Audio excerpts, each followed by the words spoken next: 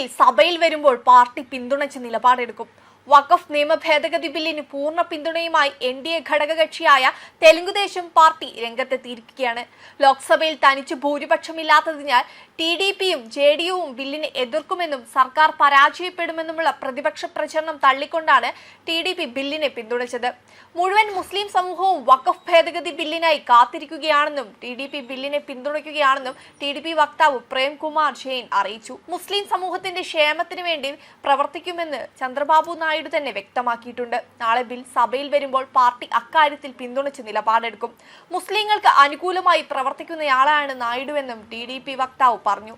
JDUവും അനുകൂല നിലപാട് നാളെ സഭയിൽ പ്രഖ്യാപിക്കും. ബില്ലിന് പൂർവ്വകാല പ്രാബല്യം നൽകുന്നതുമായി ബന്ധപ്പെട്ടാണ് JDUവിന് ഭിന്നാഭിപ്രായമുള്ളതെന്ന് JDU MP സഞ്ജയ് പറഞ്ഞു. അതേസമയം വഖഫ് ബിൽ നാളെ ഉച്ചയ്ക്ക് 12 മണിക്ക് ലോക്സഭ പരിഗണിക്കാനിരിക്കെ ഇനിയും തീരുമാനമെടുക്കാതിരിക്കുകയാണ് കോൺഗ്രസ്. മധുരയിൽ ആരംഭിക്കുന്ന CPM പാർട്ടി കോൺഗ്രസിൽ പങ്കെടുക്കാനെന്ന പേരിൽ CPM എംപിമാരും ദില്ലി വിട്ടതോടെ കേരളത്തിൽ നിന്നുള്ള ഇടതു വലത് എംപിമാർ മുനമ്പംകാർക്കൊപ്പമില്ലെന്ന് വ്യക്തമായി. നാളെ രാവിലെ 9:30 ചേരുന്ന പാർലമെന്ററി പാർട്ടി യോഗത്തിൽ മാത്രമേ കോൺഗ്രസ് തീരുമാനമെടുക്കൂ എന്ന് കേരളത്തിൽ നിന്നുള്ള എംപിമാർ അറിയിച്ചിട്ടുണ്ട്. കേന്ദ്ര സർക്കാർ കൊണ്ടുവന്ന വഖഫ് ബില്ലിനെ എതിർക്കാൻ തന്നെയാണ് കോൺഗ്രസിന്റെ തീരുമാനം. എന്നാൽ വോട്ടെടുപ്പിൽ പങ്കെടുക്കാതെ സഭ ബഹിഷ്കരിക്കുകയെന്ന തന്ത്രത്തിലൂടെ മുനമ്പംകാരുടെ മുന്നിൽ ക്രൈസ്തവ സമൂഹത്തിന് മുന്നിലും പിടിച്ചു നിൽക്കാനുള്ള ശ്രമമാണ് കേരള എംപിമാർ മുന്നോട്ട് വെക്കുന്നത്. വടക്കേ ഇന്ത്യയിലെ കോൺഗ്രസ് എംപിമാർ യാതൊരു കാരണവശാലും ബിൽ പാസാക്കാൻ അനുവദിക്കില്ലെന്ന കടുത്ത നിലപാടെന്നായിരുന്നു വാദം. CPMന്റെ ലോക്സഭയിലെയും രാജ്യസഭയിലെയും എംപിമാർ മുഴുവൻ മധുരയിലേക്ക് പോകുന്നതോടെ 8 മണിക്കൂർ നടക്കുന്ന ചർച്ചയിലും CPM പ്രതിനിധി ഉണ്ടാവില്ലെന്ന് ഉറപ്പായി.